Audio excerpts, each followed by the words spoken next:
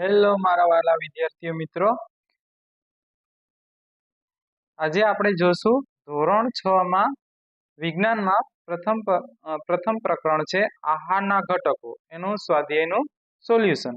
તો પહેલો પ્રશ્ન છે વિદ્યાર્થી મિત્રો કે આપણા ખોરાકના મુખ્ય પોષક તત્વોના નામ લખો। તો એનો જવાબ આવશે આપણા ખોરાકના મુખ્ય પોષક તત્વોના નામ આ મુજબ છે, જેમાં પહેલું આવશે કાર્બોદિત, બીજું છે પ્રોટીન, ત્રીજું છે ચરબી, ચોથું છે વિટામિન અને પાંચમું છે ખનિજ ક્ષાર। આ પોષક દ્રવ્યો ઉપરાંત પાચક રેસા અને પાણીની પણ આવશ્યકતા હોય છે, જે શરીરને ઉપયોગી છે। બીજો પ્રશ્ન છે નીચે આપેલાના નામ લખો। તો પેલું છે કે પોષક દ્રવ્યો કે જે આપણા શરીરને મુખ્યત્વે ઉર્જા પ્રદાન કરે છે, આપણા શરીરને જે ઉર્જા પ્રદાન કરે છે એનું નામ છે વિદ્યાર્થી મિત્રો કાર્બોદિત અને ચરબી। તો પહેલા પ્રશ્નનો જવાબ આવશે કાર્બોદિત અને ચરબી। બીજો છે કે પોષક દ્રવ્યો કે જે આપણા શરીરની વૃદ્ધિ અને જાળવણી માટે જરૂરી છે, જેનો જવાબ આવશે પ્રોટીન।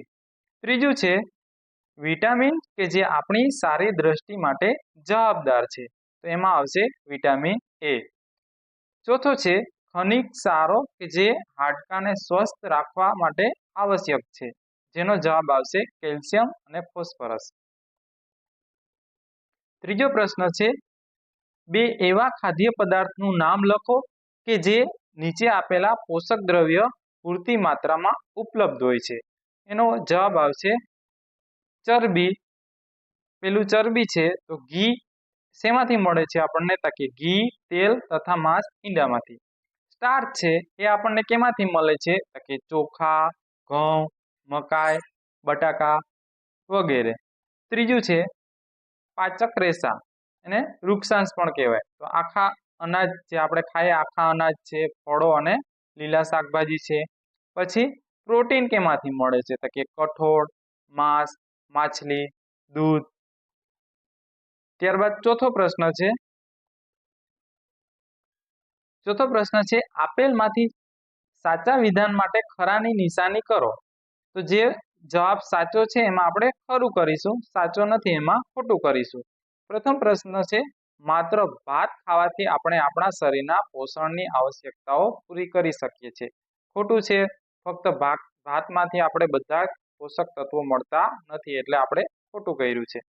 ત્રુટિજન્ય રોગોનો અટકાવ સમતોલ આહાર ખાવાથી થઈ શકે છે, સાચો જવાબ છે। ત્રીજું છે શરીર માટે સમતોલ આહારમાં વિવિધતાસભર ખાદ્ય પદાર્થો હોવા જોઈએ, સાચું છે। શરીરને બધા જ પોષક દ્રવ્યો ઉપલબ્ધ કરવા માટે આપણે માંસ જ પર્યાપ્ત છે, ખોટું છે વિદ્યાર્થી મિત્રો। અલગ અલગ ખોરાક ખાવાથી આપણને બધા પોષક તત્વો છે મળે છે। ત્યારબાદ પાંચમો પ્રશ્ન જોઈએ। પાંચમો પ્રશ્ન છે ખાલી જગ્યાની પૂર્તિ કરો। તો પહેલો પ્રશ્ન છે ખાલી જગ્યા વિટામિન ડી ની ઉણપથી થાય છે, તો એમાં જવાબ આવશે સુક્તાન। બીજું છે ખાલી જગ્યાની ત્રુટિ અથવા ઉણપથી બેરી નામનો રોગ થાય છે, તો એમાં આવશે વિટામિન B1। ત્રીજું છે વિટામિન સી ની ત્રુટિ એટલે કે ઉણપથી થતો રોગ ખાલી જગ્યા નામે ઓળખાય છે, તો એમાં જવાબ આવશે સ્કર્વી। ચોથો છે આપણા આહારમાં ખાલી જગ્યાના અભાવથી રતાંધણાપણું થાય છે। જો રતાંધણાપણું એટલે આપણી જે દ્રષ્ટિ છે એ નબળી થવી, તો એના માટે જવાબ આવશે વિટામિન એ। થેન્ક યુ વિદ્યાર્થી મિત્રો। જો આપ મારી ચેનલ પર નવા હોય તો ચેનલને સબસ્ક્રાઇબ કરો, લાઈક કરો અને બેલ આઇકન ક્લિક કરો, જેથી આવનારા વિડીયોની નોટિફિકેશન આપને જલ્દીથી મળે।